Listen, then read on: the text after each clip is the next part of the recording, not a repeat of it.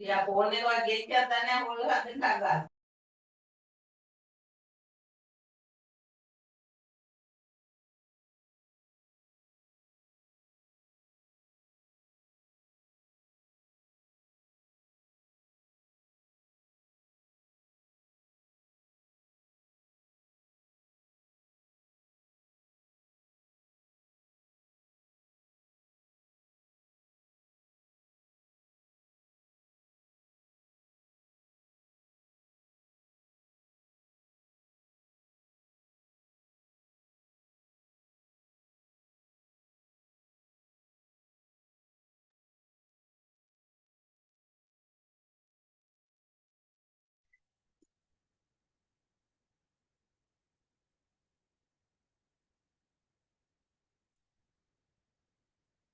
Good morning, everyone.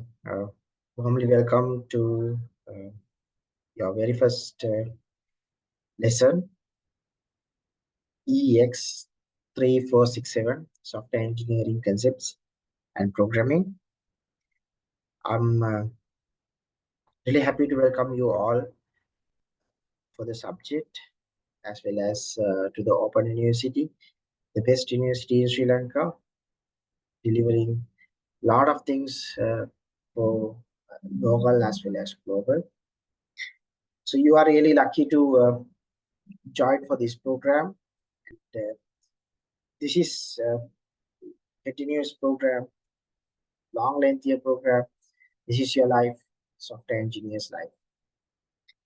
So probably you might learn all of these essentials under this subject. So you should have a lot to learn, and you might have to think a lot, and you should be a person that working in software industry very soon. And almost sometimes there might be students already working. So I'm really happy to see all of you in very near future to become a software engineer. And as well as I'm blessing you all to complete this degree very soon, and all of wishes to complete these things. Push yourself, push yourself, push yourself. Practice and practice and practice. That makes a sense for you. So I'm really excited to start this program, and this is one of essentials in this software engineering program to learn and to do a lot. I believe still this course is not visible for you, but very soon the course will be visible for you. Then you could be able to learn all of these things. But I will quickly go through the course page. This is your primary course page, software engineering concepts and programming.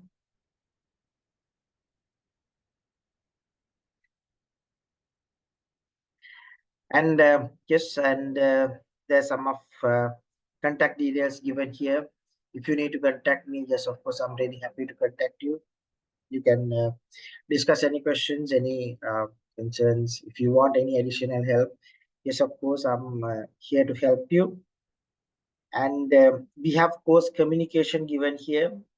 You can start from here, and I have added a welcome announcement, and I will keep posting all these announcements to you, so then you can go through. Please go through these announcements. This is distance learning, open and distance learning, so we are unable to communicate everything in a way that work for everyone. This is the only option that we have. Perhaps you have learned all of these things, but somehow this makes us on it sends a lot, this announcement section. Keep posting. Yeah, keep your eye on this to get these announcements. Read it clearly, understand what are the instructions given. In any case, any of these instructions are unclear for you, yes, of course, please let me know. I'm happy to help you. And in case if you want any help, yes, of course, this is the best place to post your information. So anyone can post in here. So a person who is stronger enough in wherever the subject field, yes, of course, you can answer, unless I'll be answer for those things. You can introduce yourself once you join for this program. This is the place for that. and we have mainly two separate groups in this session, this subject. One is for the weekday students and the other one for the weekend students. So we have two parallel separate sessions are conducting for the weekend students as well as weekday students. So you could be select whatever the group that you preferred once you got access for this course. And next, if you go to this course synopsis, if you just click here, then you could be able to get this course synopsis. I will show you the course synopsis, and we'll go through the course synopsis first of all to get an understanding what is this course synopsis and what happens in this course synopsis and so on and so forth.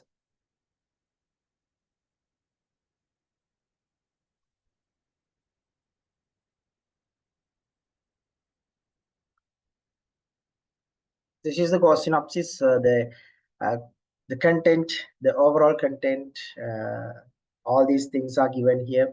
This is a quick page, a summary page for you, what you should do. And here we have, this is a level 3 subject, and the course code given for you, it's EX3467, and the course title given software engineering concepts and programming, and the credits, it's 4 credit subject, and it's a core subject that you have to do. There's no prerequisites for this subject, so anyone can join. But keep in mind, this subject is one of essentials for many subjects. That means many subjects in other levels, level 4, 5, 6, even the next semester, you might see a lot of subjects that required. The subject is a must to have a completion. The subject pass is must to get to another subject. If you are not if you are not past this subject very well, perhaps it would be a challenge for you to once you're selecting the next semester subjects onwards. So this give you a maximum push for this subject, because I'm really happy to pass everyone. Yes, of course, I want to see everyone happy at the end of the day. But if you are not doing well, I'm not in a position to tell you this is a person that we can grab to the next level. Your support, your push, your work, your blood, your sweat, everything makes this program success. It's yours life, it's yours time, it's yours effort. And finally, I'm just a person that intermediaries are telling, yes, of course, this is up to the standard, so please go ahead. Or if it is not up to the standards, no, please don't go ahead. So that's the bigger piece that we have to understand in this case. So please do a lot for this subject, because passing this subject makes a lot for the next subjects. I'm emphasizing this specifically because in case if you are not pass this subject, if you fail this subject, the rest of the subjects will be a big problem for you. I mean, selecting future subjects would be a challenge for you. I'll show you in future, in the last couple of months, I mean the day school 5 around, how important this is. So please make sure to pass this subject. Keep pushing yourself. You're really fresh for the subject field. Some of you might have experience, some of you might not have experience.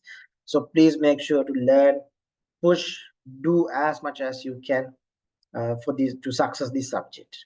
And I wish everyone to get A pluses for this subject at the end of the day. If you take the hourly breakdown, it's totally 200 plus small amount we have of effort. We are expecting 200 hours of effort from your point of view. That's the total effort. We have 27 self-study sessions, which is equals to 2 hours. And we have separate sessions. I'll show you the book that you need to refer. Here we have 5-day schools, which is interactive learning sessions. Now it's changed to interactive learning sessions. It's not day school. So further, I'm not supposed to deliver one way. It's two-way activity. You should work with me. You should engage with me. It's not just one-way delivery. I'm not speaking all 2 hours and whatever the hours that with you. So it's up to you to discuss with me. So I don't want to just sit with you and just deliver whatever the things that I know, but you should tell me what kind of things we have to discuss and how to improve, what are the problems that you have, and so on. So, and we have a one mini project, which is an essential mini project that you have to complete. And we have three lab activities and 4 practical sessions, which is with 1 hour, and here we have 2 hours. Here the independent learning we have, so you can learn it alone. And for the biggest problem is the assessments, how you going to assess and how you get a good mark. To get a good assessment, to get good mark, you have one continuous assessment test, CAT, which is 1.25 of hours. I will show you the date and date, basically when will be the CAT. We have a mini project evaluation, so you have to ready for a mini project very soon. Once your course page is accessible, so you should be able to get all of these things. Then we have one OQ online quiz, which is physical exam. I mean, in person, you have to come to the campus most probably. All of these things, physical exams. Apart from this lab, there might be 1 or 2 labs physical. The other one might be online. So it's up to the situation that time, so it's not fixed. So we'll see. I know all of you like to visit campus and do the examinations, so we'll do as much as in physical exams. So please make sure to do very well in the CAT mini project OQ as well as labs. So these are the assessments that you have to complete to get eligible for the final examination. In case if you have unsuccess, if you are not successful in this assessment criteria, so you could be a big trouble. So CAT is closed book examination, and this is a practical session. OQ is again online quiz, so you have to do a quiz. It's not very easy quiz, and we have 3 lab sessions. Again, those are not very simple things because you are undergraduate, and I believe all of students are in here the best university in Sri Lanka. So it's up to the standards, up to good standard. It's not like very basic, like A-level questions are not in there. So don't expect A-level things in here because this is a graduate degree, undergraduate degree. So you might have to work a lot. You have to push a lot to get success. Any questions up to now? We have class recordings. Yes, of course. Subjects OULMS. Yes, of course. I told that. Could you please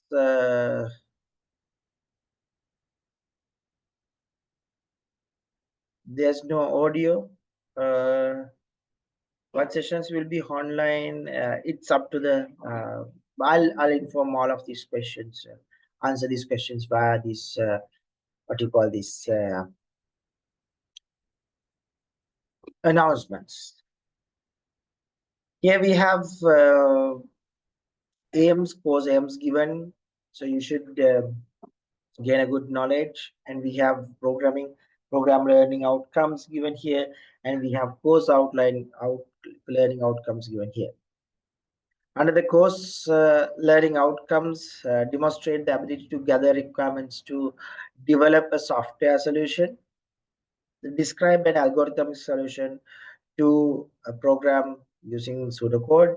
When we have design solution to problem using structured design principles and subject-oriented design principle.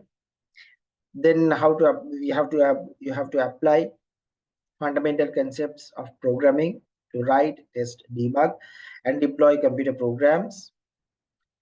Describe security threats for software and basic techniques to make software secure.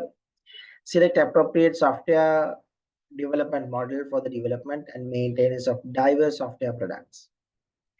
Describe how basic concepts in project management can be applied in software project. So these are the course learning outcomes given for you. So you should be achieve all of these at the end of the day. We'll come to the syllabus given for you. We have mainly 3 units, unit 1, unit 2, unit 3 given for you.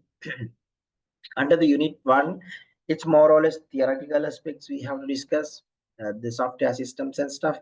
what kind of paradigms we have, programming paradigms we have, then basics of the software engineering or the introduction of the software engineering, then the requirement elicitation, we have requirements analysis, structured programming, function-oriented design, and so on and so forth. If we take this requirements elicitation, for that and the requirement analysis, we have a separate subject, requirements engineering. In future you will learn. So we'll grab the essentials today, that you will learn all of these things in a future subject in detail. And we have algorithms. This is an essential product subject content that you have to understand how these algorithms are working, or what kind of a basic algorithm, what kind of thing is actually an algorithm is basically. And it's just an implementation, not in detail, like you have a separate subject for that. Also, you have basic concepts in C language. You have basic concepts in C language to understand programming with C language, data types, operations, operators, infrastructures, basic input output functions, and so on and so forth. So you could be able to work and learn in this C subject context, C subjects. So make sure to install C, work on C, because practicals are based on C. So a lot to do with C.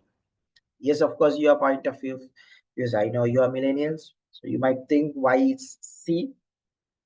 You have a separate course for Python, you have a separate course for Java, you have a separate course for mobile application development, machine learning, and all of these things. This is the only time that you will get an opportunity to work on Z. So give your maximum push. I know at the very first glance, your mind is thinking C is not a programming language that is really important, but that's not the truth.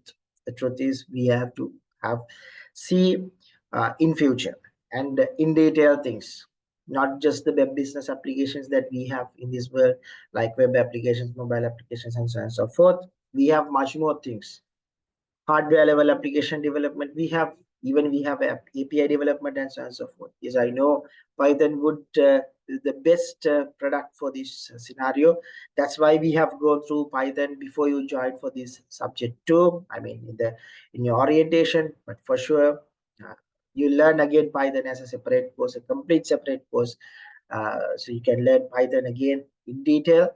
But for this subject, yes, of course, C is the subject given for you, not C++, it's C. So please, we have to start C today itself.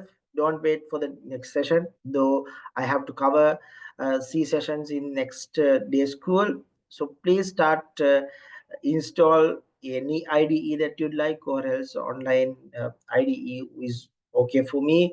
If you know the basic concepts, basic aspects in Python, you have to think how Python is worked. What is a variable? Same concept in the here C2. So I believe since we did the nice work in Python, uh, this is not a big deal for you to understand ins and outs. So probably this time the C is something, a piece of cake for you, because if someone knows Python well, I'm pretty sure C is a piece of cake.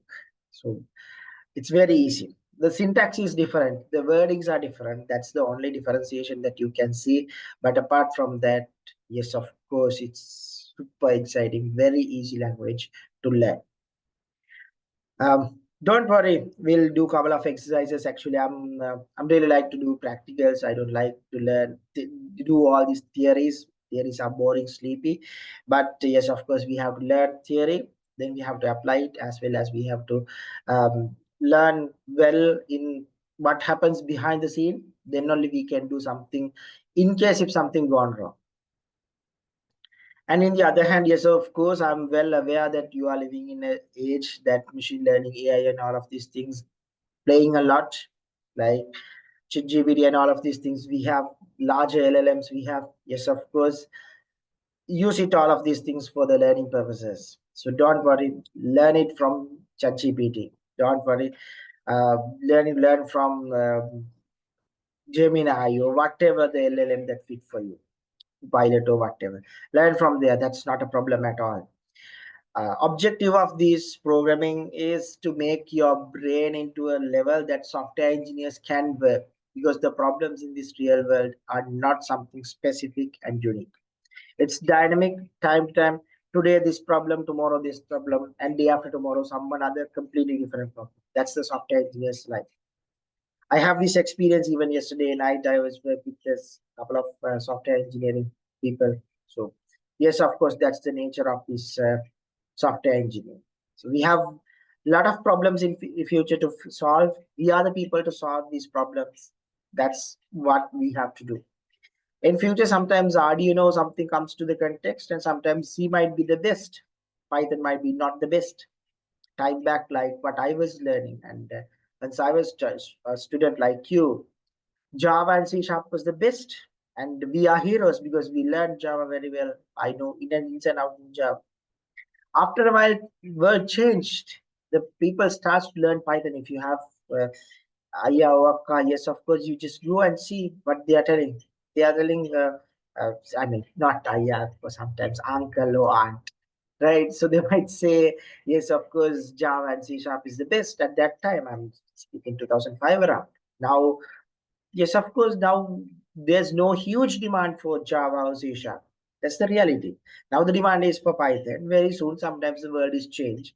C might be the language that we want to tackle with. So if you are ready for whatever the language, if you know the core concepts in like what is a variable, what is loop and stuff, you can apply for anywhere that you'd like. This is changing your mindset, your attitude, the way that you are thinking. Unless what happens, students might feel, this is boring, sleepy. Why we should learn C? We have Python, we have Dart, we have Go, we have Rust, we have Shift. Yes, of course, I agree with you. These are the demanding business programming languages.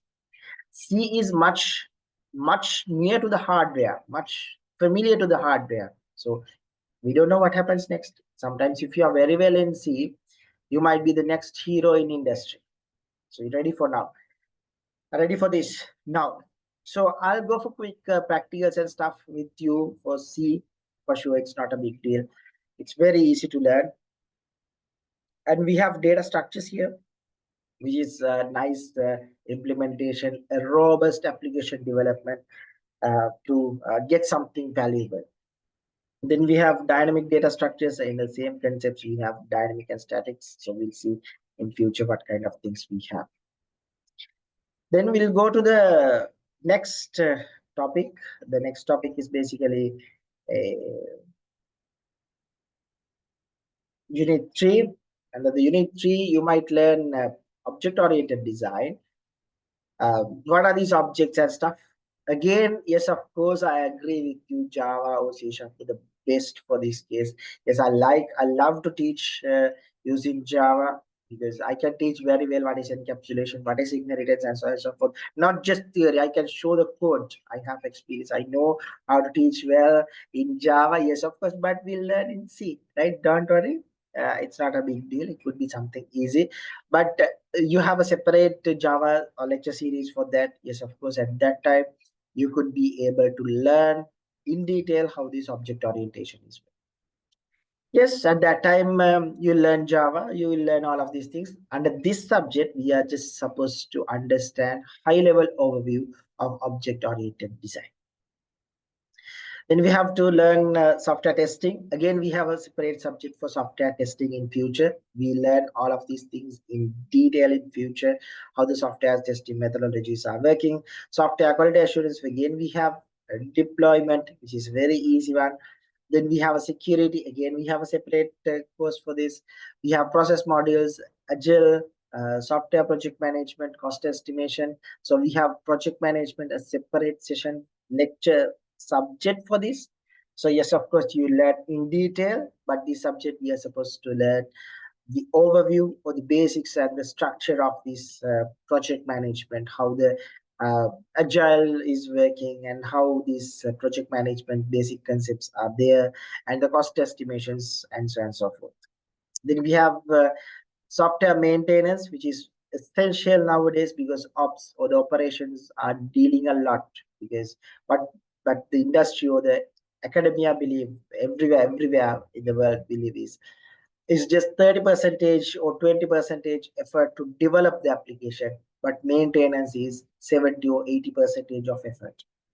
Development is not a big deal. You just go to ChatGPT, then ask, yes, of course, I want to develop HTML, this and that and that.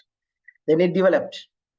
Nowadays, it's not a big deal, right? It's not a big deal. You don't want to write each and every piece of code using an IDE. Even IDEs are supportive for AI integrations. Use it. Yes, of course, please practice all of these things. Unless you can't survive, unless you might be a dinosaurus, right? So you should learn prompt engineering. Yes, of course, learn those things well. Then only you can survive in future. So that's the big story that you have to keep in your mind. But you should be able to understand and deal in case if there's some issue in your code.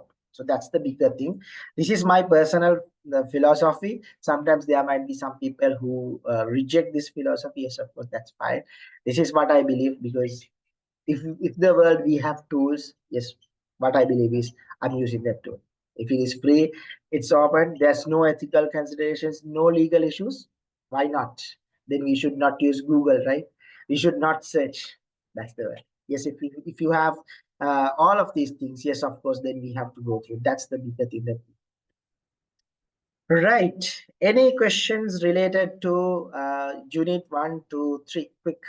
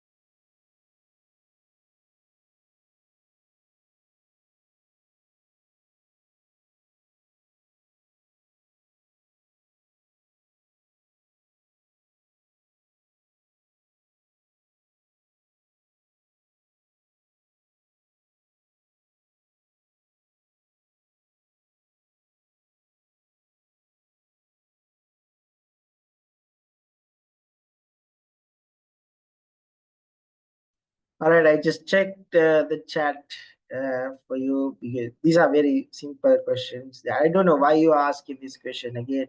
How many day schools? I told, right? I don't know why. I told we have day schools here. The number of day schools, it's 5, right? So once you got access, I believe all these questions might be resolved. Well, the next is to have a chat with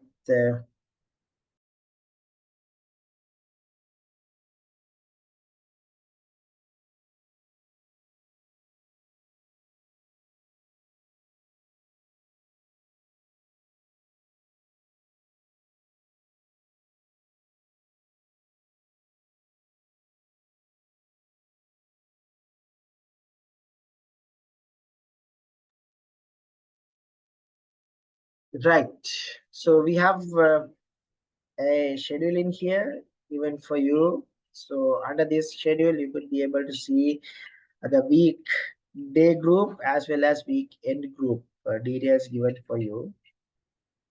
Here we have weekdays school, day school 1, and this is the day school 2, and we have lab 1, we have practical session. We have lab 2, day school 3, practical session 3, day school 4, lab 3, day school 5. These are the activities that we have to do. And for the evaluation details, we have on-site quiz, we have OQ, online quiz we have, then we have a mini project due date, and we have a CAT examination in here, right? So you should prepare up to May 22nd, and the final examination would be announced very soon once we have a tentative dates, but we have time for that, right? So you don't want to bother for the final examination. You just bother for these essential evaluation details first of all, because you should be eligible for the examination. And hereinafter, please make sure to add your index number, not the names, because there are some of names we have. I don't like the names in here. So student index number should be there. So now you can't rename it, but in future, please make sure to join with your registration number. Right. That's about these day schools. So ready for all of these things, and for sure we can complete all of these things quickly. Any further questions? In day schools, I don't know why you asking this question. Then chat recordings available for the day schools, yes, of course. But believe me, I I wish to give, but if the attendance is low, sometimes I might think no need to give the recordings, because what happens was like students thinking, okay, I'll go through the recording again and I'll learn, but at the end of the day they are not watching the recordings. Then finally they'll tell, I don't know what is going on, and so on and so forth. And there's a myth in Open University students, among the university students, so that students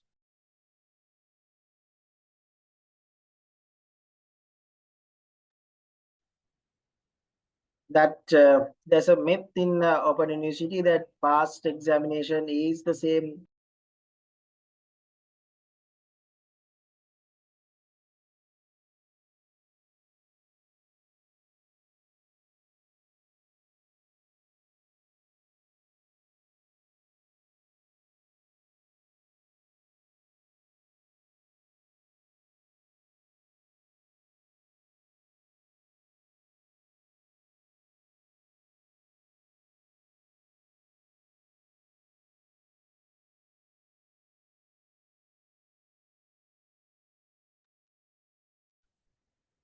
Right. So there's a myth in Open University that past exam paper, past labs, past whatever things would be the next for you too. But that's not, please understand. Then I would give a photocopy of the past last year paper, right? And changing 3 to 5, changing 8 to 6 is not the paper. Please don't expect from myself that kind of a simple thing. Sometimes there might be things going on, but for my subjects, my things, please don't expect. You have to learn very well in detail if you want to success. But I don't ask any questions like from ChatGPT. Right? Don't worry. I do ask whatever things in LMS. So it's your responsibility to go through from top to bottom whatever the things in the course page, the LMS. If not, please don't back to me and tell we haven't heard that word. That word is in the LMS. So it's your responsibility to go through in detail in the LMS.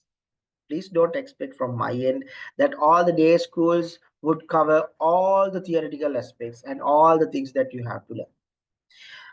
Please understand, I have only 2 hours. I can't cover entire syllabus within 10 hours. Then all universities would cover within 10 hours, right? So it's impossible. I have just summaries. I have just interactive learning sessions. I'm giving the essentials, quick overview, quick summaries, and so on and so forth. Not all these things in detail. It's your responsibility to understand, learn in detail and go to. But it's not something to demotivate, it's to motivate you. It's to make you into the level that you have to go. If you are not motivated, yes, of course, you will, for sure, you will go for 12 years of time, right?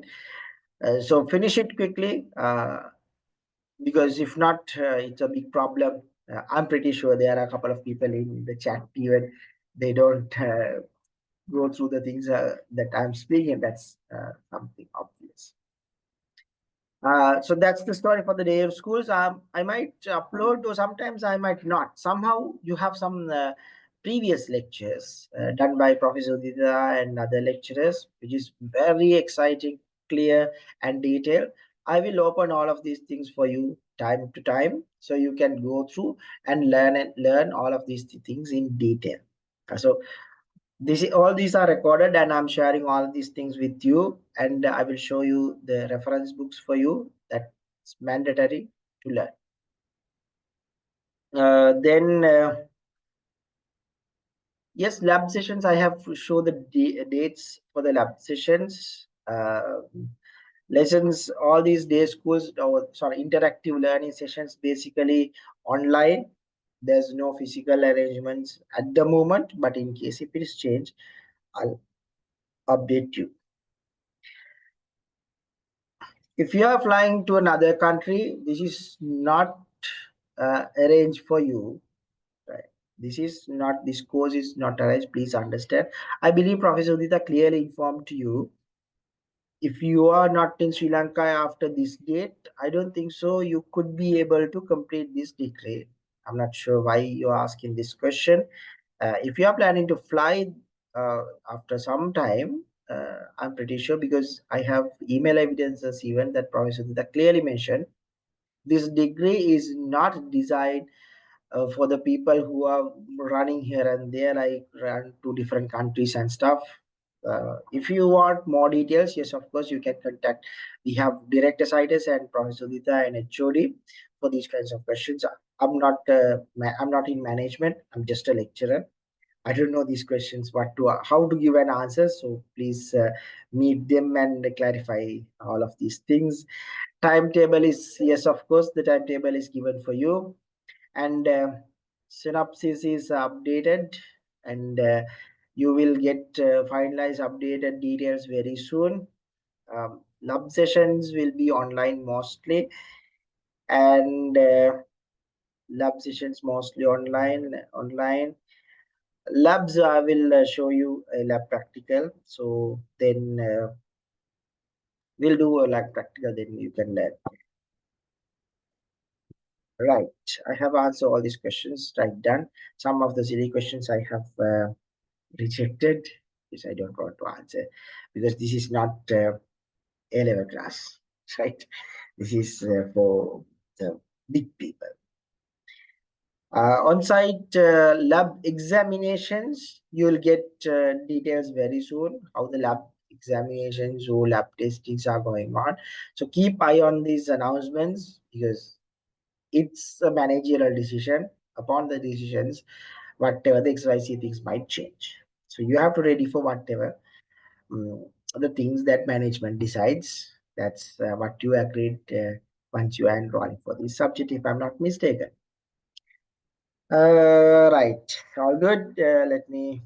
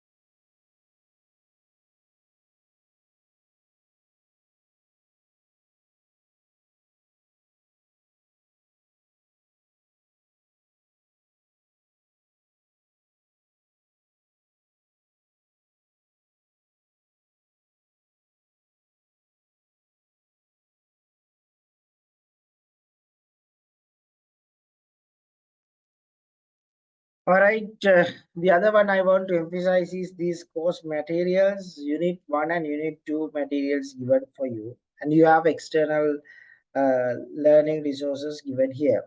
Or if you click this materials, you could be able to see all the sessions given for you. You click whatever the session, then you could be able to see that session for you. Share the screen then. Right. So you will get this kind of a chapter or book chapter uh, to learn. So you have all these details given for you. Once you receive the course page access, you would be able to download all of these things. The biggest mistake is you might download everything in the very first day, because you might think in the day two all things might be deleted. No, don't worry. Don't download everything. Read the very first chapter, read the second chapter, third, and so on and so forth in a sequence. That's the simplest and the easiest method, unless you might be struggle at the end of the day. You have a lot of things to learn. So if you take it into smaller pieces, it's not a big deal at all. So the sessions, all the sessions are given: session 1, 2, 2, 2, 3, and all of these things. Read one by one. I'm summarizing as much as I can in a given small small period of time. So yes, of course, that's what I can do, but it's your responsibility to read and understand, then attend to the sessions. If not, you stay here. You might understand some, you might some words into your head. Then what you can do is you read it, then you can understand all of these things. Whatever the way that you prefer is not a matter at all for me. I'm just considering whether you are on track or not. That's all from my point of view. So it's your responsibility to learn and understand. Yeah. Go through all these books, book chapters. So perhaps your life is much easy.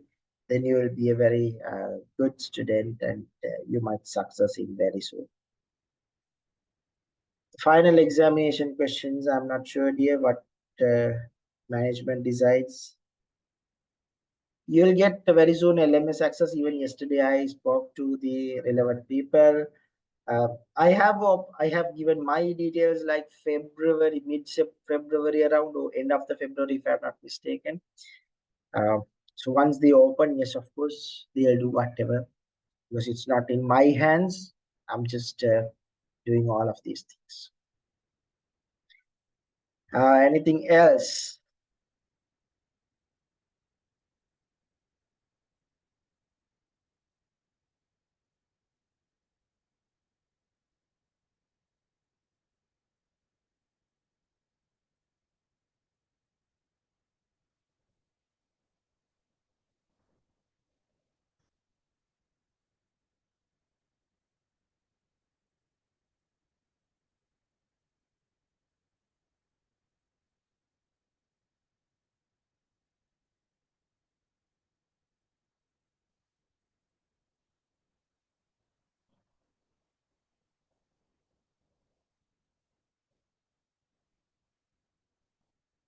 All the repeating students can send you your details. I can add manually to the system, to this LMS. If you are repeating or if you are reset, yes, of course, you send your details to me.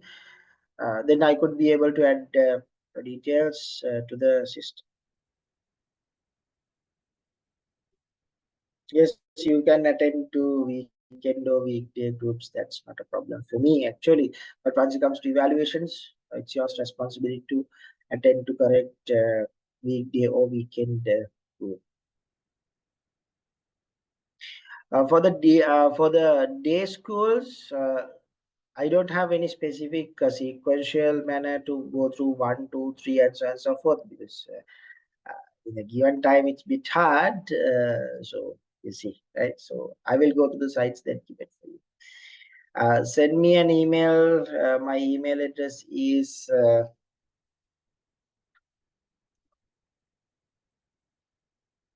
this is my email address. So you can contact me, drop an email. That's not a problem at all. But don't send all these unwanted emails. that might be challenge for. Right, come, we'll start our day school one. What we have to do here is to get an understanding about the very first couple of concepts. First of all, I would like to acknowledge these slides are not prepared by myself, and it's prepared by Professor Dita and Dr. Perumal as well as Mr. Neil Herath. So thanks for them. All the slides are there. Then I have a syllabus here that given Unit 1, Unit 2, Unit 3, and so on and so forth. We have session 1, 2, 3, 4, 5, 6, 7. Then we have sessions. Again, we have sessions that I have discussed with you. So we'll see all of these things very soon. So the goal of this day school is discuss the importance of software systems for the engineers, evaluation of program paradigm, introduction to software engineering, then algorithms, C programming, and stuff. So the importance of this subject, or how the subject is working, right? Software has become an invisible trend of studies together. As an engineer, you may need to know process of software development and things like software analyzing, designing, and other fields. Computer systems controlled by the software systems are playing a major role in every field in this world nowadays. Every field, regardless of the field, every field, this is a very important field. Without software engineers, now the world can't live. So that's the reality nowadays we have. Right. Software, in a sense, it might be a mobile application. Sometimes it might be a web application or whatever. So first of all, we have to understand what is a software system is. A software system is a set of interrelated computer programs and configuration softwares and files which are arranged to organize the way to achieve a specific goal with system documentation, test results, and user documentation. So we have a software system with interrelated computer programs. And basically we have configuration softwares and files which are arranged in an organized way to achieve a specific goal with a system documentation, test results, and user documentation. We have computer programs written using programming languages. Then we have configurations. Configurations are basically we have different kinds of config files. Once you are writing a program, you might see we have config files. These are the places that we are adding the database connection, ports, networking details, host details, then specific threads or specific ports that we want to access. Different kinds of things we have in configuration files. So computer programs are basically just written code using a programming language. Then we have configurations. These codes are not compiled directly. It requires some additional support. This additional support is doing by configuration software files. These are arranged in an organized way to achieve specific goal with the system documentation. There's a system documentation, a complete documentation, how these things was written. Test results and the user document. So the user documentation is given for you in detail to understand from the user's point of view. In the software systems, in real world software applications, you have README files in the very basic, what kind of documentation is that? And we have much more detailed explanations in whatever the places. Then we have websites hosted. Then we have release notes. Release notes for the release notes are basically once we are writing a code, then there's some information given. This function, this logic, this function is changed. And for an example, a button click. Now this after this clicking, this button is changed. Or we have added night mode or dark mode or whatever. Then we have software systems, computer program, software, documentation. Computer program is a set of instructions, tells the computer hardware what to do. It could be a specific machine or it could be a server, whatever the things. What we are doing is we are providing instructions. Do this, do that, and so on and so forth. Then we have a set of programs to perform a specific task. Softwares are basically doing a specific task.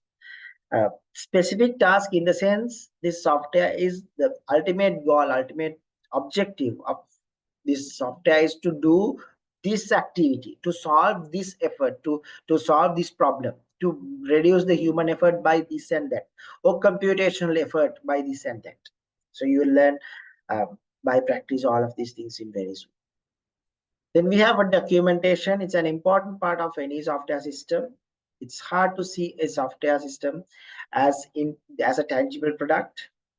It's a system documentation and use documentation that someone can see as the software product being purchased. So we have a documentation all of this. Then we have software classifications. We classify the softwares in different ways. System software. It's a specific type of computer program. It's a unique type of a specific type of a program. It works either between the application programs and hardware or between user and hardware. So what we are doing, we work with different kinds of aspects, right? So we work with different kinds of aspects. So we are dealing with application programs and the hardware, or in between the user and the hardware specifically. There are 5 main categories under this aspect. We have operating systems, device drivers, firmware, programming language translators. Then we have utility softwares. So the system softwares are specified to perform a specific activity in a given software, in a given program. So under that case, we have operating systems. Could you please, someone can you tell me an operating system, an example for an operating system?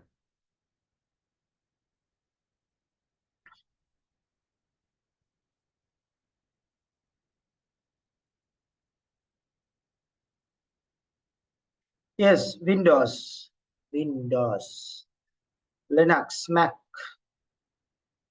Android, iOS, good, Mac, Linux, Ubuntu, Linux,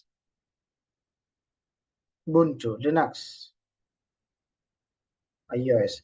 Good. One answer is incorrect. What is the incorrect answer? Firefox. Firefox is not an operating system. Firefox is a web browser. Operating system means we installed a piece of software to run this dumb hardware device. That's what we are speaking this. Other than that, it's good.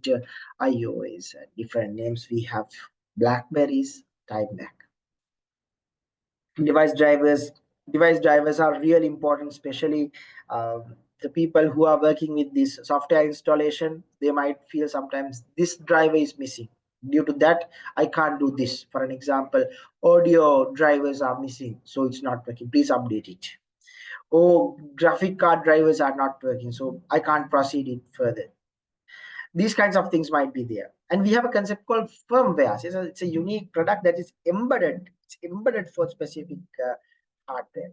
So this firmware is embedded to that hardware, so that operating system is directly working. You should not usually work. For an example, you might see if you have an Android device, firmware upgrade.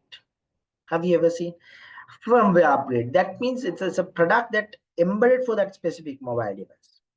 It's automatically, it knows what to do next. It's self-executing all of these things. For an example, upgrades, security patches, and so on and so forth. You have programming language translators which translate all of these things. Then we have utility softwares to get our work done day-to-day life. Right, good. The next one is application softwares. Application softwares are also called as end user programs. It's on top of an operating system. So these are working in 2 main types, horizontal and the vertical. Market market application softwares. So basically, in a general terms, these are the softwares that we run on top of operating system to get our work done. For an example, we have word processing softwares, accounting softwares, database, and so on and so forth. All of these are horizontal application softwares. Then we have vertical application softwares, numerical computation software such as MATLAB, design softwares like AutoCAD, and so on and so forth. So a computer program is a collection of instructions that describe what is a program. The problem is, what is a program? A program is a collection of instructions that describe a task or set of tasks to be carried out by the computer. It's given for the computer, you do this, you must do. You take this instruction to here. It's a very simple thing. Just think we are asking button click. There's a computer program behind that. Almost every program performs three basic tasks: manipulate data, perform operations, provide results. So these are the basic and essential tasks given for you. Then we give instructions to computers by means of programs. The program translates instructions from a human readable format to computer readable format. In order to develop programs, programming languages are being used. So you might use a programming language because human understandable languages like natural language, English, Sinhala, Tamil, Japanese, German, and all of these things are human understandable languages. But computers would not understand it. Computers understand a separate sequence of one zeros, bit chunks of bits. It's process all these one zeros. That's what computer can understand behind the scene. So what we have to do is we have to go for this translation process. So that's bigger thing a software engineer is doing. So your job is that. Very soon. History of programming languages. We have earlier programming languages some time back, and the history of programming language related to easy to learn and afraid. Languages, basically machine languages. We have assembly languages. We have high level language. This is not machine learning, don't worry. This is machine language. It's a separate language structure. And assembly languages, we have high level languages. We have what is a machine language? The lowest level of language, which represents the information in ones or zeros, simply the binaries. If you don't know binaries, what you should do today itself, you should learn basics of the binaries, because binaries are mandatory to understand something, because that's the bit level work that we are working. Some of the issues in the real world hardware issues specifically, even in the server side, if you got this 1-0 understanding, I mean the binary level understanding, then your life is much easier. So you can be able to do a lot. That's a story of machine languages. So we have ones and zeros. So these ones and zeros are executing to get a work done specifically. So you should refer the block 1, page number 20 to get much more details, but that's the high level story. Here we have hello world for this kind of a thing. So you might see something in English, but you can't understand moving. Don't worry. If you can't understand, don't worry. You don't want to understand in detail all of these things until you are in a very detail. Ignore it for now. Machine learning is not really readable by the humans, and the humans can only do try these things, but software is eventually turned into machine code before it sends to the CPU. That's the big story. So you don't want to learn. So you know something, all right, hash moving or something is in there. That's for that. Then we have a concept called assembly languages. Rather than using simply ones and zeros, assembly language uses abbreviations or mnemonics codes to replace the numbers. A for add, CAP for compare, MUL for multiply, and so on and so forth. Assembly something human readable. Assemblies are something human readable, and we can understand something in there. The programmer who uses an assembly language requires a translator to convert his or her assembly language program into a machine language. This is something hello world again. Sometimes you might see it's a mess. Don't worry, it's something that in there. So it's just some text, some English text. If you just think in a detail, yes, of course you can move something length, something message, something might be there. If you can't understand, don't worry, don't think a lot. uh, these are not highly used in industry and academia a lot nowadays. I mean, the practical point of view. Theoretical point of view, yes, of course, good, but don't by heart these things. Don't go for in detail. I don't think so. You want a lot these things in real world things. Next, we have high level languages. High level languages move away from machine dependency and are generally more problem oriented. Now, this is what is interesting for you. A few distinct features of high level languages have an extensive vocabulary of words, symbols, and the sentences. As they are problem oriented, the programmer is able to work independently of the machine.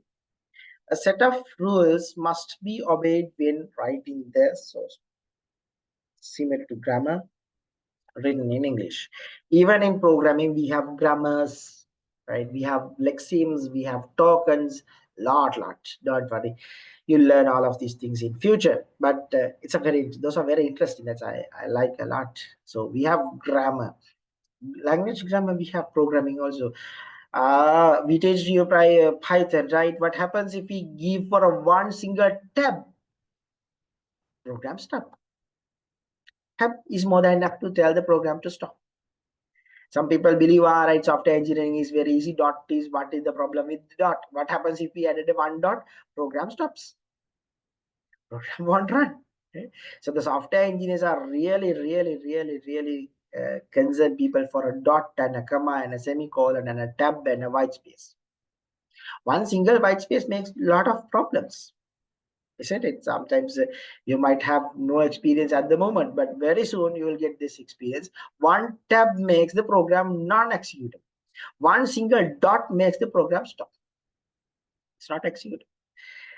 We'll do practically. Then we'll get our hands dirty. Then we might be very good in programming. What is this? This is Hello World. Sometimes something that familiar for you. We have hash include stdio.h. We have int main. We have then printf. We have return 0. We have perhaps something that familiar for you. Anyone can give a quick comment for this code? Java, C code. Everyone, please. What are the things that familiar for you in this code? Terms, words, whatever things. Anything familiar for you?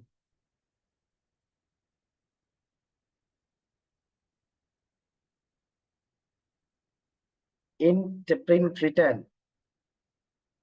Int print return. Okay, good. Strings and print, good. Yes. Okay, we'll assume it's C programming language. Okay, we'll assume it. Even I assume. So you should be assumed now. It's not Python. It's not Python. Why? We have learned in Python very good. We don't have this kind of a thing in Python. We don't have hash include forever. Right? C sharp, no C sharp, not C sharp, not C sharp. We'll assume it's C now. The problem is solved. All right, it's C. Agreed for everyone. We'll see it's C. We'll assume it's C. Now, what are the terms that you much familiar for you?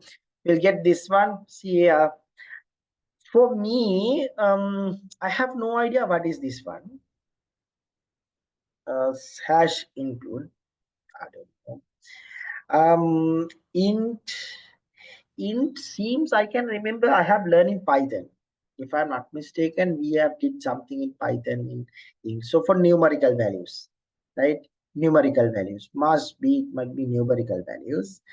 Main, I'm not sure, but I believe this is a method because in Python we have a concept called methods, right?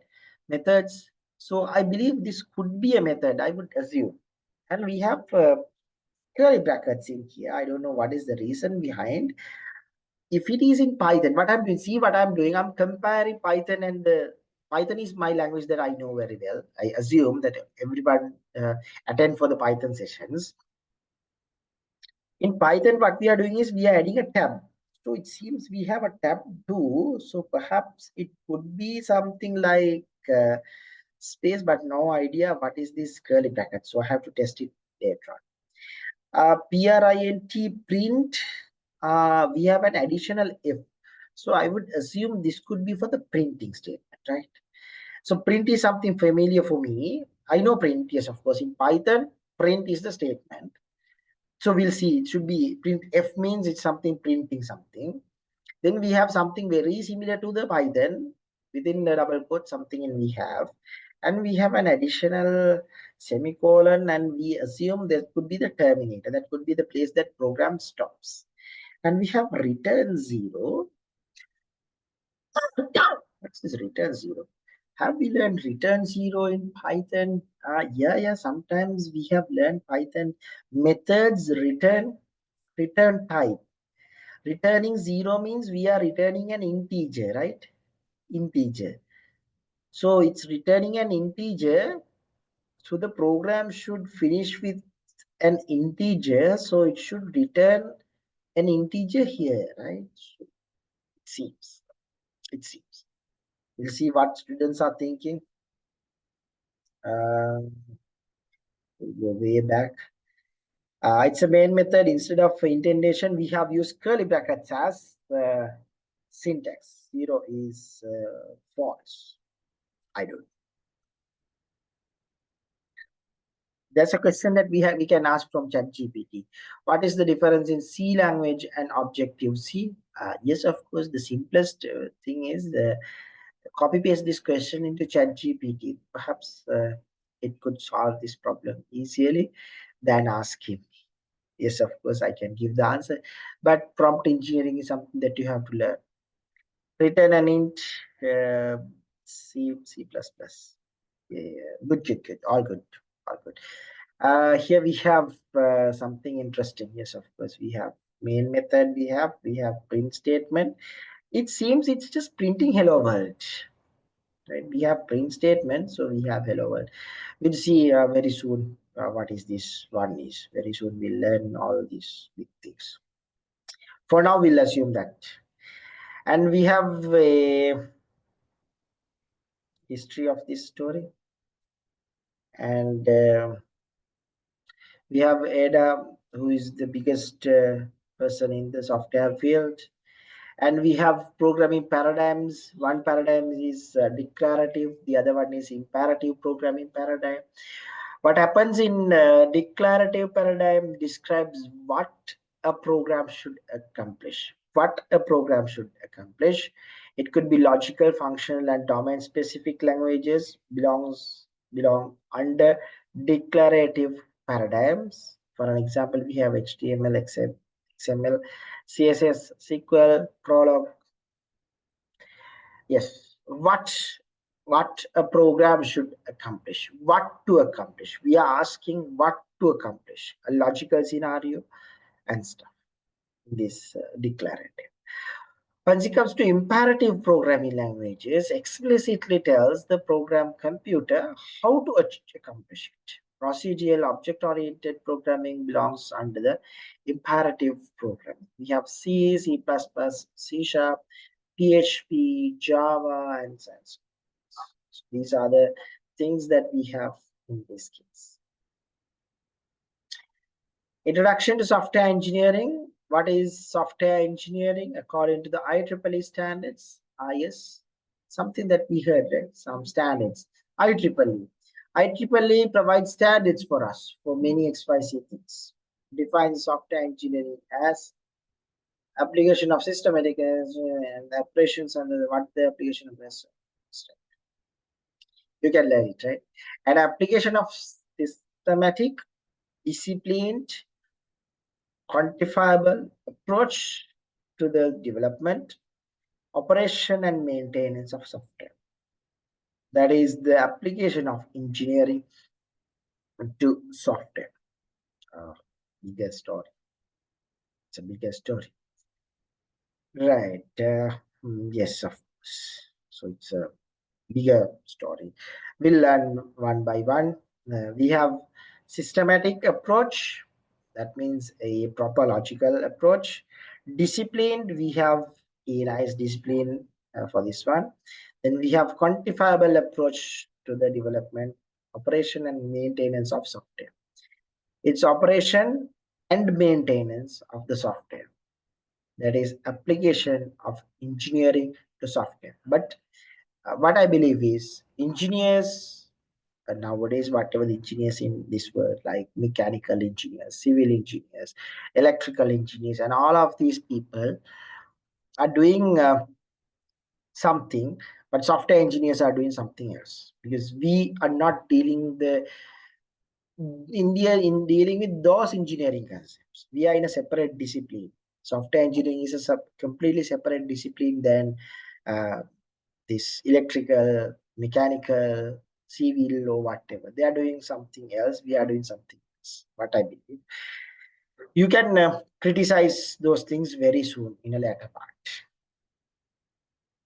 Here we have a software life cycle. So it's include different kinds of stages, concept and feasibility, identifying a marketing opportunity, or an organizational need. So the requirements capture, agree on what functions the system is to perform in, yes, the requirements capturing. We have concept and feasibility, identifying a marketing opportunity or an organizational need. Whatever an organizational requirement we have, what kind of organizational requirement? Your LMS is a software. Your mobile application consists of millions of softwares, right? Lot of games, productivity tools, many XYZ things. So we have an opportunity to deal very soon for your many projects in this university. You might develop different kinds of applications. Then we have requirements capturing. We have to capture the requirements, what the external people are required, what they want, what kind of thing is expected from us, how to make their life easier. Now, the software engineers are thinking from customers' point of view as much as that's the biggest story that we have to keep in mind. We are trying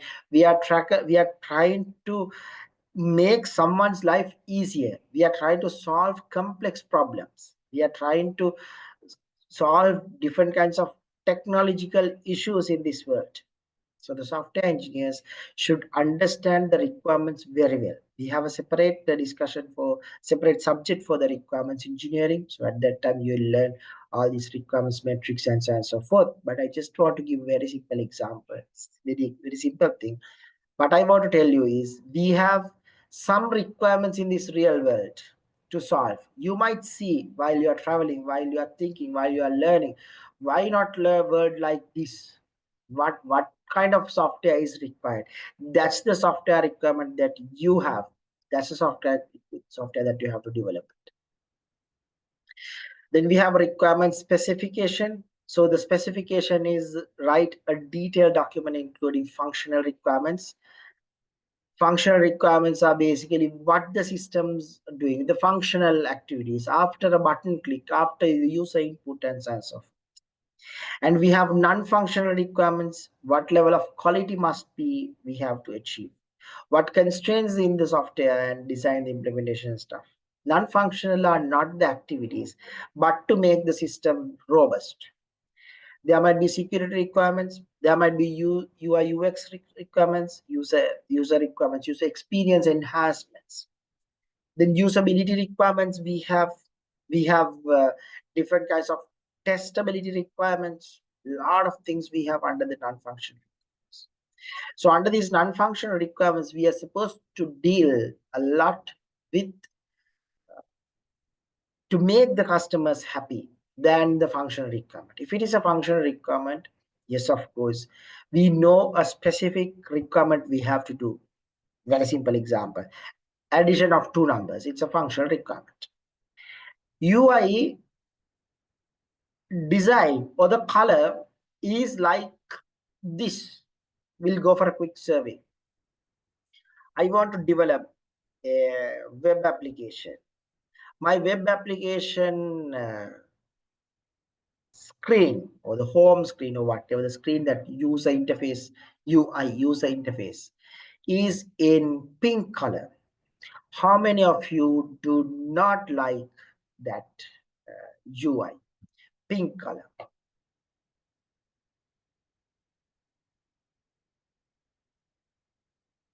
Everyone like if the user interface in pink color. So shall we conclude we like pink color in user interfaces? It's not professional. Dislike? No, no, no, no, no, no, no.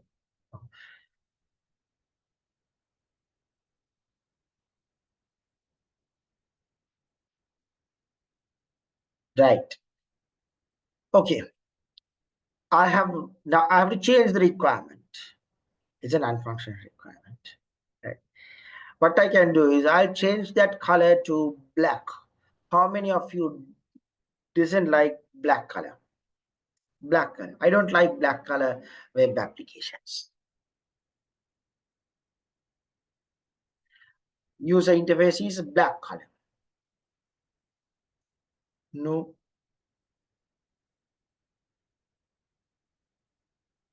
no, no, no. See, non-functional requirement is really complicated. There's no specific color that everyone likes. There's no specific whatever XYZ thing is liked by everyone. So we have to align to the business owner's requirement. Business owner's requirement. So that's the story of these non-functional requirements. We have to tell to the client, okay, our front end is in blue color. Do you like? No. Black color? No. Red color? No. Brown color? No. Yellow color? No. Yes. Right? Organizational color is maroon, so make it maroon. Don't come up with blue. You might see the same story in very soon, right? So that's obvious. So we have to understand these functional and non-functional requirements very well. Functional requirements are focusing on specific functions that we are dealing with. Non-functional requirements are not focusing on a specific functionality. It's just focusing on how things are going. Then the high-level design is how well the system meets its requirements and how to deal with these kinds of things. We have an implementation. Individual models are written in a source code, so compiled and integrated to build a complete system. User documentation is written. It's basically writing a program and compile it to somewhere that executables. Then we have testing, so we have to test the modules. We have to test each and every simple codes. We have unit testing. We have combine it. We have to go for integration testing. We have to go for smoke testing. Many testings we have. Finally, we have user acceptance testing, and even after that, we have sanity testing too.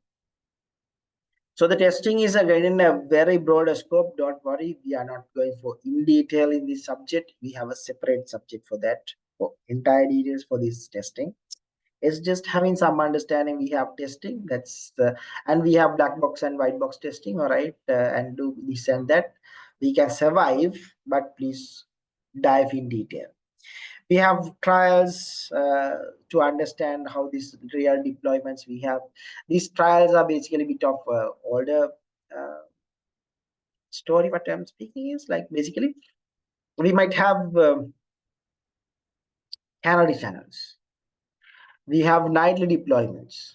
So these are very common technical terms in these trials what we are speaking. So most probably you will learn all of these things very soon. Releasing to the customers, then operation and the maintenance, then we have return rates.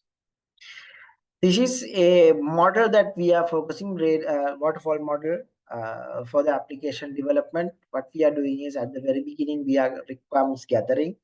We are performing requirements gathering. Then we design the software. It should be like this. This is the place that an image is going on. It's not prototyping directly, but it could be some use case diagrams, class diagrams and stuff. Then we have construction. We convert this design into a code base, right? We have codes in here. Then we test this code, whether this code is working or not, and we have a UI, and we are testing that UI is working or not. Then we deploy this into the real world for the working. Then we have operation and maintenance. We have to go through this iteration again and again and again and again. So that's the requirements to operation. This is very rich direction, very rich mechanism. All of these things was upgraded. Sometimes you might see bi-directional waterfall, right? So we have an opportunity to go back, because the original waterfall assumes the requirements are fixed and perfect, and design is fixed and perfect, which is not fit for today, because nowadays world is changed. That's why we have agile concepts and so on. So we have a new backing application. The requirements, this is an example. Requirements gathering and analysis. Here we have this phase. The requirements are gathered by the business analyst, and they are analyzed by the team. Requirements are documented, and clarifications can be solved. Will the new banking application be used in more than one country? Do we have to support multiple languages? How many users are expected to use the application, etc., etc.? So the requirements gathering is basically understanding the business requirement. Believe me, you are just a worker in that organization. Don't bother a lot. Sometimes they might take incorrect decisions in their businesses. What to do? There's no option. You keep quiet, right? Keep quiet. Even in my life, I have this experience. Some, because of this person is one of my friends, so hire this guy. If I rejected it, what is happening? The panel rejects me. No, don't come for the interviews first. See, this is the word, right? This is the truth, right? This is one of my friends. Take this guy. And I'm telling, no, this is not a qualified person. Why we are hiring for this organization? Then what happens? No, you reject. You don't come for further interviews. We'll do the interviews. So that's the business requirements, right? So the requirements, the software requirements, this is a big story. Sometimes you might like black color. You might want black color UI, but your client might say, no, I would like pink color. Okay, you develop in pink color. That's fine. That's what you have to think, right? You do the best for the clients. If they don't like for the best, yes, of course, that's fine, because that's not your permanent place. That's not your house, right? That's not your place. You are working for them. They are paying some amount. You are earning from there and doing some work. If they don't like your work, if they don't expect that kind of thing, yes, of course, thank you, say bye bye, right? I don't want to come. That's the biggest thing. Change this way that you are thinking, right? Especially the requirements gathering. Unless there might be some conflicts, we have business analysts, we have business consultants, we have project managers, many people we have. So you might have to deal with all of these things in and out, what happens in here and there. Then we have system design. The architect and the senior members of the team work on software architecture. So we have high level and low level design for the project. It's decided the banking application needs to have redundant backup and failover capabilities, such as system is accessible at all times. The architect creates the architect diagrams, high level and low level design documents. We have high level as well as low level design documents to work on. So we have the development team works on coding the product, which is construction. Now they have design documents, artifacts, ensure the solution follows the design finalizing by the architect. Since the application is a banking application, and security was a high priority in the application. They implement several security checks, audit logging features in the application. So yes, of course, if it is a if it is a banking application, then you have to deal a lot with these kinds of security requirements and security measurements. Then we have testing, basically involves with how the defects identifying, how the defects mitigating, how the risks, how the issues or the bugs are reporting, how to resolve it, the impact of a bug, whether we are going for this kind of thing, and so on and so forth. So it's in detailed story that we have to understand, because we have a lot in these kinds of aspects to deal with. So the testing is doing by the testers. They have good domain banking domain knowledge, so they could test the application based on the domain parts. The team builds and the installer installs the application on the servers which are produced for the banking application. Some of the activities including like operating system installation, servers, so installing databases, and so on and so forth. They also coordinate with the network and IT administrative teams, etc., etc., to get all of these things done. Finally, we have maintenance. During the maintenance phase, the team ensures that the application is running smoothly on servers without any downtime. It's really hard to make it without any downtime. Zero downtime, it's really hard, because we have to make system upgrades. We have to do system maintenance to up and running. So we have different kinds of strategies for these kinds of things. You will learn all of these things in future. What's an algorithm? What's an algorithm basically? An algorithm is a set of step-by-step instructions for solving a problem to achieve a result. Algorithms are especially important to computers because computers are general purpose machines for solving problems. Now, what we are going to do in software engineering, we are trying to solve a specific problem. What we are doing is we are trying to solve a specific problem. This problem solved using a software. What we are doing is we are solve this problem using a software, a specific piece of software. To work on the software, the piece of software, we have to write what kind of actions are working to solve this problem. What is the procedure? What is the method? What are the steps that we have to follow to solve this problem? Now, if you take this one, there are 5 important characteristics of an algorithm states below. An algorithm is well ordered. So there's a specific order. An algorithm has unambiguous operations. An algorithm has efficiently computable operations. An algorithm produces a result. An algorithm holds in a finite amount of time.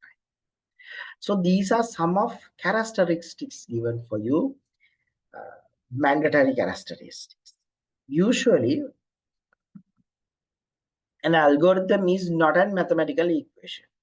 Algorithm is well ordered, but in some instances, algorithms, we have options to change the order. Order 1, 2, 3, 4, 5, likewise, we have an order. But in some situations, step 3 can be performed before step 2. In such kind of flexibility we have in an algorithm. If it is a mathematical equation, we don't have that flexibility. It's fixed and rigorous. Why we need an algorithm for the computer programming? Computer is a general purpose machine that can perform any computational task. To do a task by computer have given set of instructions step by step. A set of instructions to understand the computer is computer program. There's variety of programming languages. We have C, Python, and stuff. Writing a set of instructions common for all the computer program is called an algorithm. So what we are doing now, we are writing instructions for common for all the computer programs. Let's have a cup of tea. Yes. I need the answers. What are the steps involved in making a cup of tea? Right. I need an answer from everyone. We have 190 plus students in the class. I need 190 plus answers from you. I believe everyone know how to how to make a cup of tea, right? How to make a cup of tea, everyone knows. Tell me the steps that you are following. Be precise, be detailed, because if you are telling take this and that, finish. No, you should tell step by step, because you are a software engineer. One dot makes the changes. Keep in mind that dot makes change, that semicolon makes this change, one tab, one space. So you should be detailed, perfect, a perfect. You can't be 100% perfect, up to good level of perfect. I will give a couple of minutes. I need answers quickly. Start.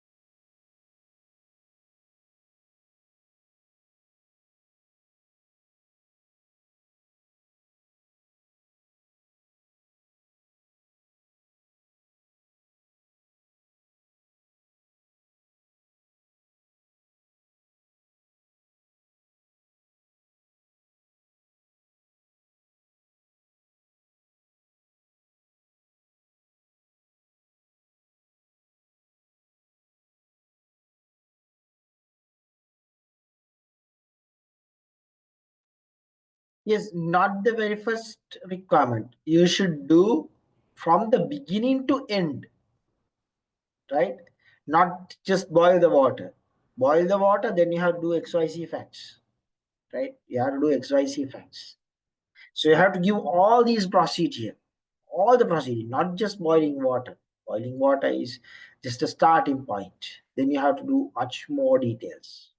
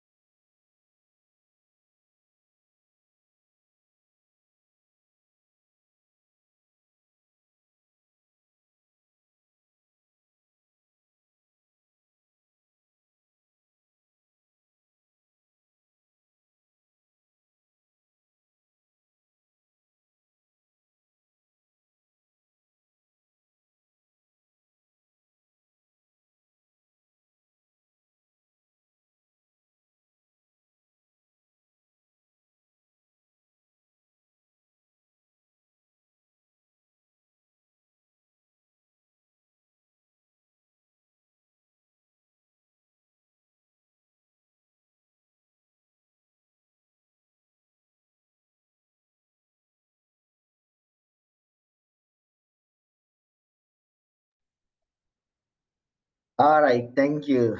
So a lot of answers are there. Really good. I appreciate a lot. So we'll see a quick example in here. Making cup of water. So we have fill the kettle with water, then boil the water, put tea bag, pour some boiled water, add milk, add sugar, stir the tea, drink. Good. Now,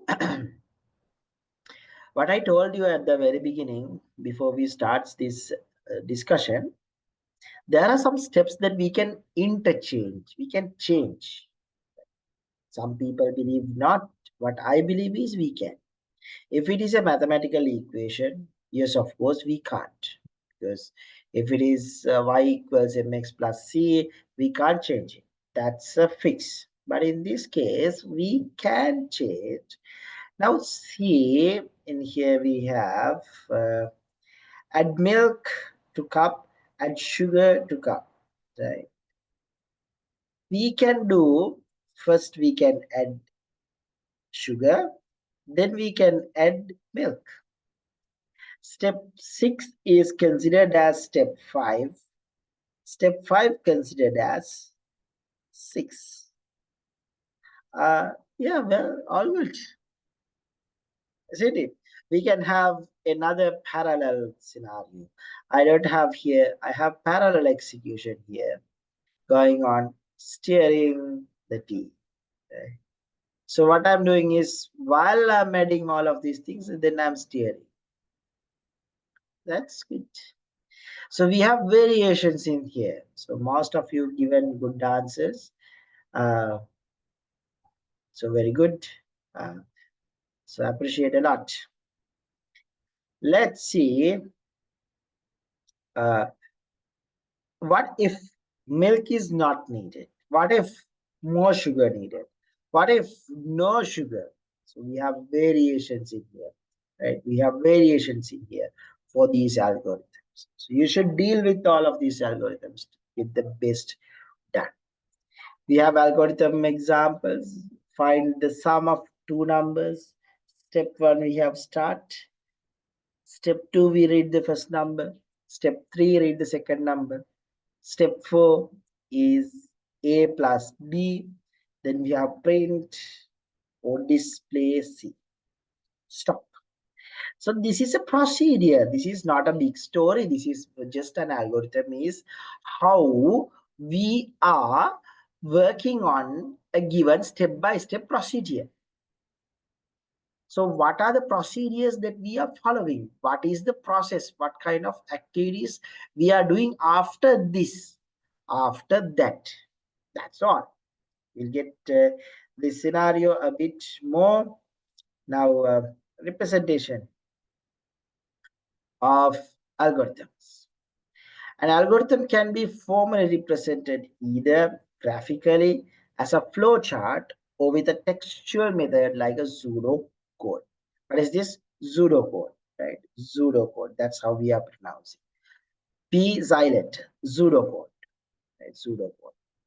Now, pseudocode is more concise and clear than structured English, representing your problem solution with a flowchart or pseudocode allows you to concentrate on the logic or the solution of the solution without worrying about the programming language syntax. Now we are in a very abstract manner, right? Very abstract manner.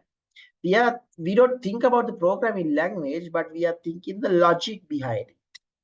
So now you can read page 100 in the block 1. So we have completed 100 pages. Now, how many of you are happy? 100 pages are completed. Please raise your hand if you're happy.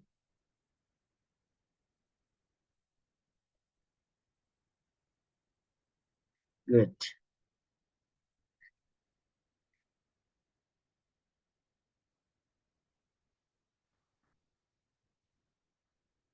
Thank you. At least couple of students are happy. All right, we'll go to next.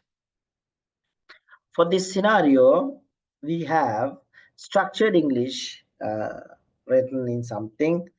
Initialize sum of even numbers, initialize the index, repeat until this one, increment by 2, add this one. Then once it comes to pseudocode, we are writing the same thing but in a much more abstract as well as logical manner. So if you want more details, you can go to the page number 102 in block 1. That's the representation of algorithms. That's a pseudocode, this pseudocode. Next, what we have is we have flowchart. Flowchart is a diagrammatic representation, the process flow of the program using different kinds of shapes and the arrows.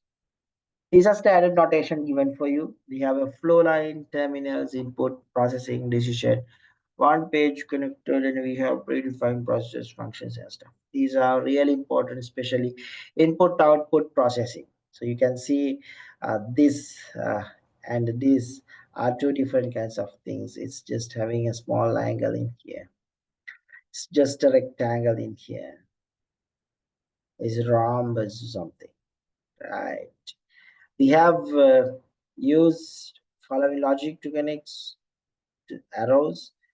We have start stop. Then we have this is kind of this design. Then we have input output processing decision and one page connector, define process functions and stuff. So very important, the simple process and description given. So you should learn, memorize. There's no option. You have to memorize each and everything, right? You have to memorize all of these things. This one, this one, this one, this one, this one, this one, and this one. Mandatory to memorize this one, this one, this one, this one, this one, this one, this one.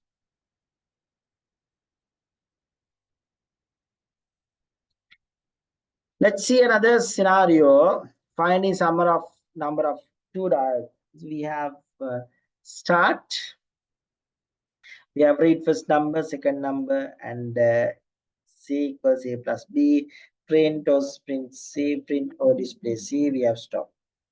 Under the flow chart, we have start, read A, read B, C equals A plus B, write C and end. So you can see the flow chart given for you. Flow chart given for you. Under the flow chart, what givens for you, right? What givens for you basically. How these things was worked and so on and so forth. So that's the bigger thing that you have to keep in mind. In the other hand, we have a simple description in here in your right hand side here, the terminator and information. So you should draw these kinds of flow charts very soon a lot.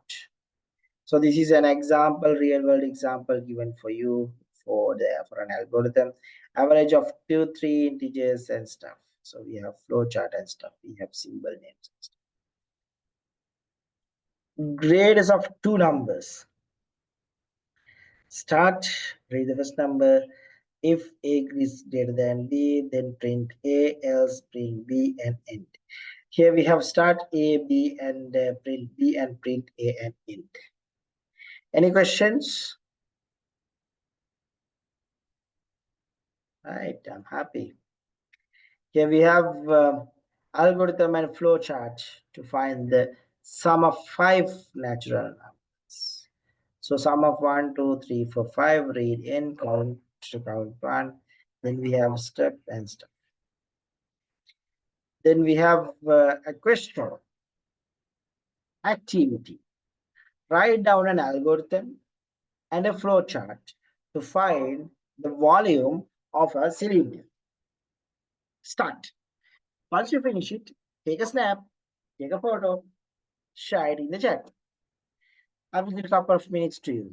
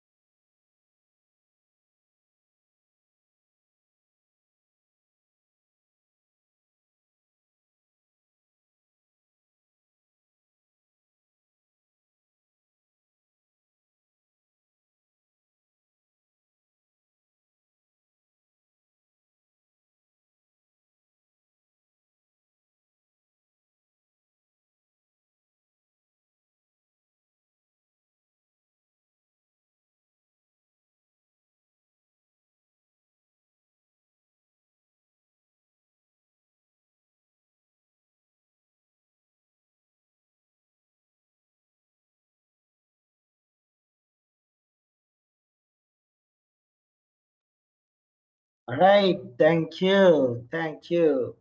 We have another question that you can do it later on. Now write an algorithm and flow charts to display the numbers from 20 to 100 using repetition structure. Once the LMS is enabled, so I will upload these questions to you to upload your answers. Meanwhile, keep it in your machine so you can answer these questions very soon. All right, that's the theoretical things that I want to discuss with you for today. Do you have any further questions to discuss?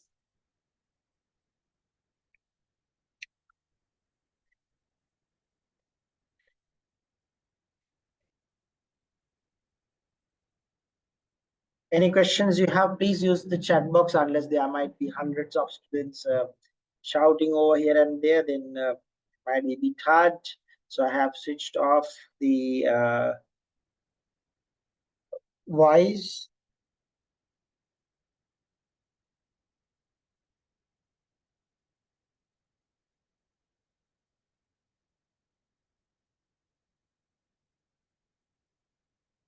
Any questions?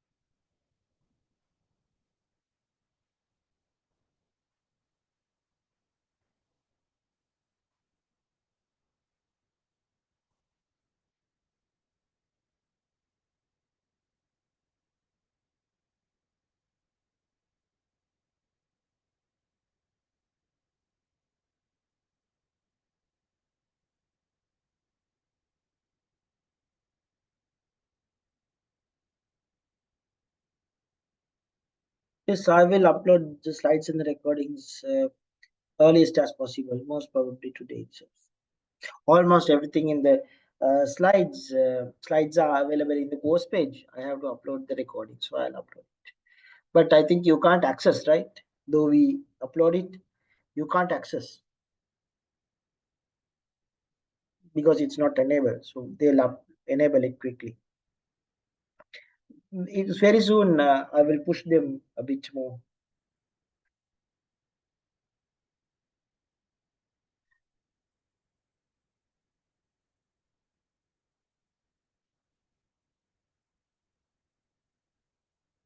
Any other questions?